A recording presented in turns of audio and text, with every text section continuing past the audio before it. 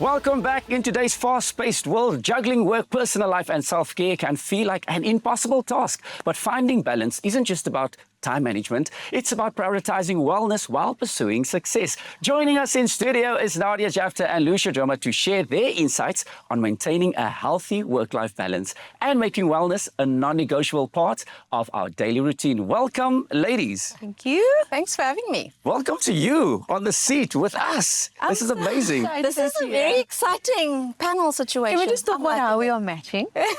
Hey? Yeah, I think subliminally we From knew the what was look. happening.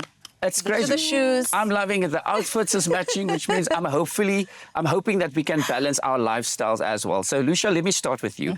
How important is work-life balance in your personal life?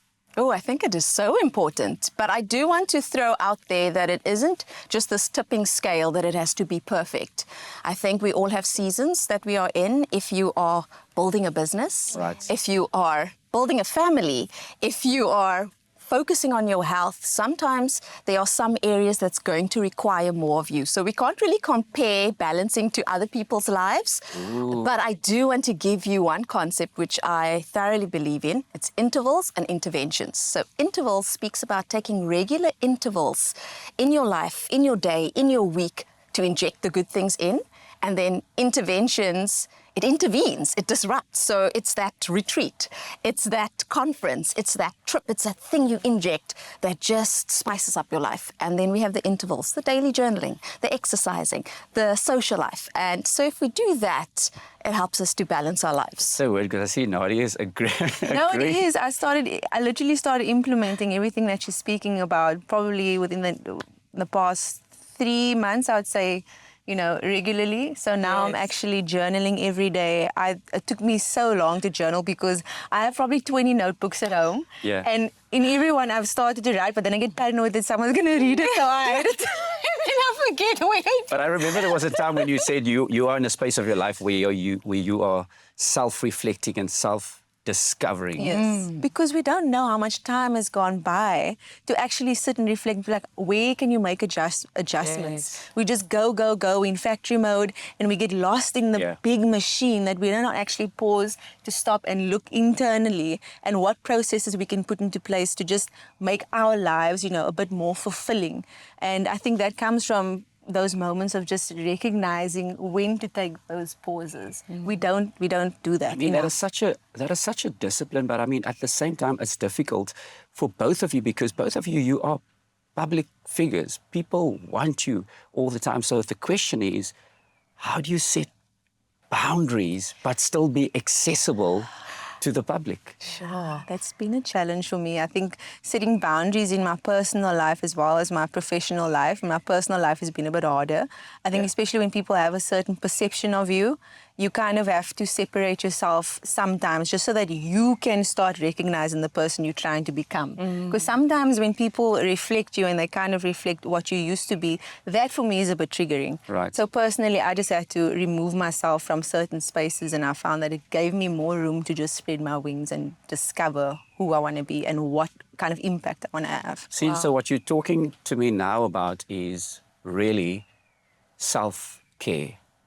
Lucia, for you motivate people all the time. And it's sometimes difficult because people feel guilty because they're just in work mode all the time.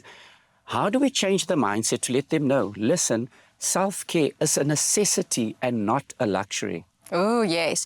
There's an author, his name is Jordan Peterson, and he speaks in his book, The 12 Rules of Life. The second chapter is, treat yourself like a loved one or a friend you're responsible for helping. Yeah. Now, if your dog is sick and you took that dog to the vet, and the doctor says 3 times a day this dog's going to have to get a pill, whichever way he's going to have to get it. Yeah. You make sure it happens. 3 times a day that dog's going to get that pill because you want to take care of that dog. Right. If you have to take care of a friend or a family member, you see a friend in a difficult situation, you're like, you shouldn't do this. You should start looking after yourself. We care so much when it's other people. And then when it's ourselves, we're like, ugh, whatever, I'll skip the pill. I'll skip the taking care of myself. But if you just step back for a moment and say, okay, how can I treat myself like a friend or a loved one that I'm responsible for? And now all of a sudden you're like, girl, you should stop doing this. listen, it's time that I cut this out. I shouldn't accept this anymore. I should be doing more of this. So that mindset shift takes place when you start looking at yourself as someone you're responsible for. Wow. And if you plan it that way, it becomes a little easier. I can imagine myself looking in the mirror and say, girl, you need to take care of yourself. I think also it's about compounding habits, and how can a habit today benefit you maybe in a year's time. And that's what I kind of started doing, with just getting up every morning and going to Pilates. I might not see the difference today, but it will compound over time. And I think a lot of people don't have the patience for that. You know, they want to see results now. But I think that also helps with your creativity. So how do you manage to prevent burnout? And even if you are, how do you stay creative? I have to rest. I have to be alone. Completely. I can't be around anything or anyone. I have to remove the guilt completely, because if I'm not creative, I'm of use to no one. So I'm actually just doing everyone a favor by being alone sometimes. Wow. So that's your way of recharging. Yeah, I have to reach. I'm either with my dog or I'm alone most of the time. Lucia, give me 2 points that you think would suffice when it comes to practical strategies for the work-life balance. What is just things off the top of your head that people should just take with them in their pocket? I would love to know. As I spoke about intervals and interventions earlier, so one of the things I tell people to do is, if you want to see progress in your priorities, not just your goals, but your actual priorities, open your calendar and schedule the intervals and schedule the interventions. And if you don't have that level of accountability to self, you know, you schedule it and you're like, ugh, but I'm going to leave it, then book it with someone else. If you say, I need to be pampered, go book the massage, pay for it. Now it's very difficult to get out of it, because you're like, oh, I don't want to lose the money, right? Go book the session with a coach. Go book. When you start scheduling things in your appointment, you also feel less guilty when someone else asks you for something.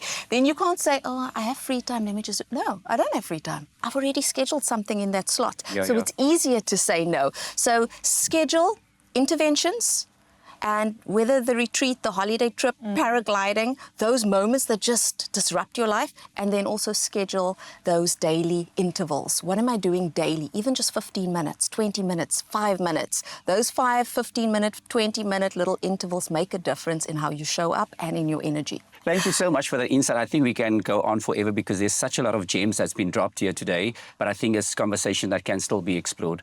Thank you so much for being here. Balancing work and wellness isn't about perfection. It's about making intentional choices that support both productivity and well-being. So remember, success is most meaningful when it's sustainable. So take those small steps towards a healthier, more balanced life.